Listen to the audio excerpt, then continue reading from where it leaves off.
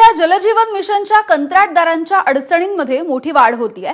हजारो कोटी रुपयांची थकबाकी केंद्राकडून लवकरच येण्याची शक्यता धूसर झालेली आहे। केंद्राचे पैसे येईपर्यंत राज्य सरकारने तरतूद करावी असं पत्र केंद्राकडून सर्व राज्यांना देण्यात आलं, तर केंद्राचे पैसे आल्याशिवाय राज्य सरकार खर्च करू शकत नाही असं सांगत जलजीवन मिशनच्या थकबाकीची फाईल वित्त विभागाने माघारी पाठवली।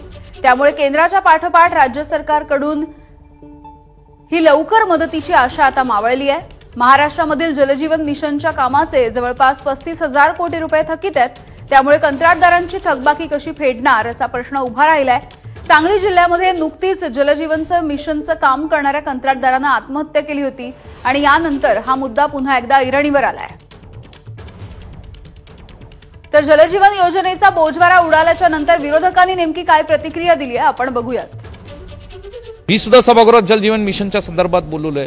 सांगलीत अनेकदा डीपीडीसी मध्ये सुद्धा हा विषय मी काढतो, पण सरकार हे जाणीवपूर्वक कॉन्ट्रॅक्टदारांना कुठेतरी ठराविक कॉन्ट्रॅक्टदारांना या कॉन्ट्रॅक्टदारांना मदत करण्याच्या दृष्टीने या ठिकाणी कानाडोळा करतं आणि ज्या सर्वसामान्य कॉन्ट्रॅक्टर आहेत त्यांना न्याय मिळत नाही। म्हणून आज आमच्या एका तरुण कार्यकर्त्यांना सुद्धा स्वतःचा प्राण घ्यावं लागलं। ही अत्यंत दुर्दैवी आणि गंभीर बाब आहे। बाकीचे काम निधी अभावी रखडलेले आहेत। याला केंद्राच्या निधीची आवश्यकता आहे।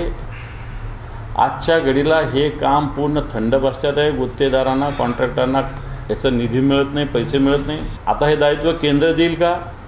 राज्याची आर्थिक स्थिती आहे का? तर केंद्राने भले म्हटलं असेल राज्यांनी हे करावं तात्पुरत्या स्वरूपात। राज्याची मला आताच्या घडीला आर्थिक स्थिती दिसत नाही की राज्य या योजनेमध्ये काही पैसा टाकेल।